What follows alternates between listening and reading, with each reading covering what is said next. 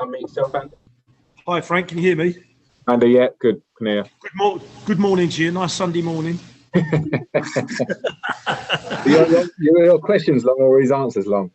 Well, he talks hind legs off a donkey, mate. So we might as well just preview the Newcastle game while we're here, shall we? I just wanted to ask you about Thiago Silva, if I may. His first goal for the club.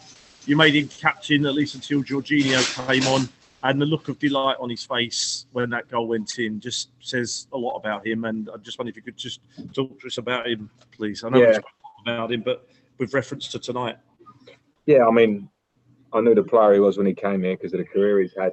You know, captain in a Champions League game in a final a few weeks before he came here. But his level of performance since he's been here, without much of a pre-season, but the influence he's had on the group, his individual performance, his persona, his preparation in between games, how he attacks training, how diligently he looks at opposition when we're having meetings. He wants to know, so I have a lot of conversations with him. Pre-game, he's been brilliant, Andy. I can't sort of say enough about him really. And then he gets his goal today, which was obviously a very good goal, but made a big influence in the short time he's been out. Not bad for an old bloke. No, well, that's the thing. I mean, it's definitely that, and of course, we've got the rigours of the seasons to come ahead of us. But I think the way he manages himself in between, as I've mentioned a few times with the media, I'm very open to making sure that we do our best to keep him in between and make it easy enough for him. But he looks fit, he is fit, he's fresh, and he's helping and rubbing off on others around him. So, long may that continue. No, thank you. Hello, Frank. You had obviously a new team out there today from the summer signings. I think we all thought it might take a little bit of time for everyone to settle and gel, but does it feel like something quite special might be brewing here?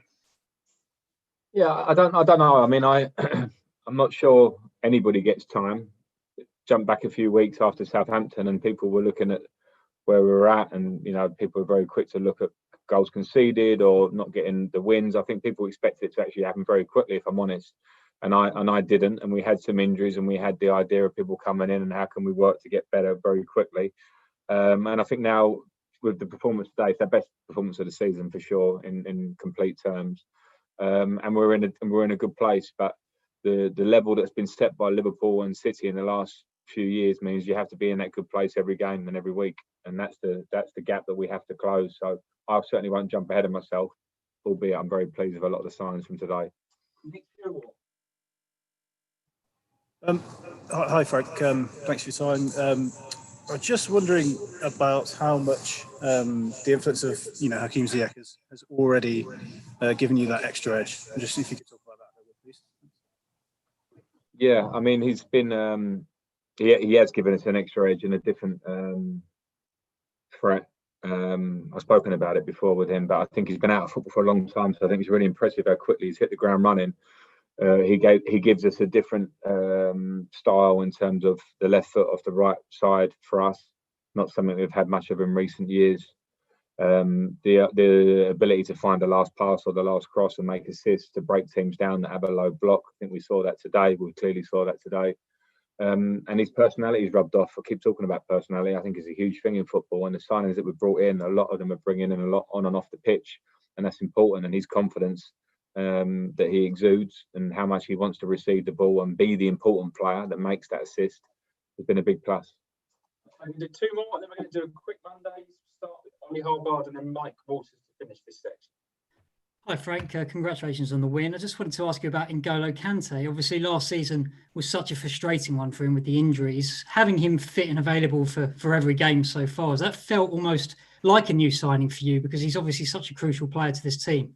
Yeah, I mean, he played about 50% of the games last year when you add it all up, and that's a big loss for half the season, a player of his level.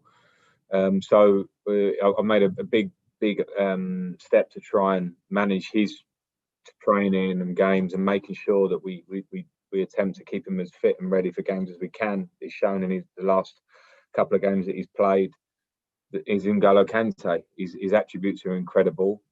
He can play various positions in midfield. the energy and the ability to win the ball back, but also his ability on the ball, which is sometimes underrated, is amazing. So he can fill different roles. People always want to talk about he's the best defensive midfield player and he should be in a deeper role. I think he can do lots of different roles to massive effect. And I'm pleased he's fit now. And again, we'll have to keep trying to manage that to make sure he stays fit because he's massively important, like you say. Last question, Mike Waters. Frank, is there a sweeter left foot in the Premier League than Hakim's? We talk about left feet as being sweet. I don't know why, but is there a sweeter one than his?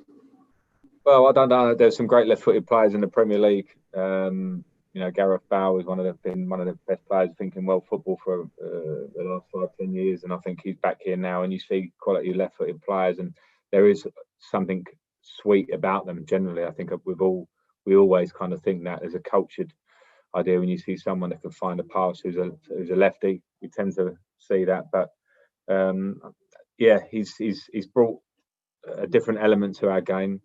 He sees the pass and has no fear to try to pass, even if he's missed the last pass, because he's trying to play game-changing passes regularly. But I think there's a lot of parts to his game. I wouldn't want to just lean on that because I think his work ethic off the ball as well, and his work for the team means that he's a very complete player. So I expect a lot more to come from him. Okay, quick Mondays, and then we're done. We're going to start with Dan.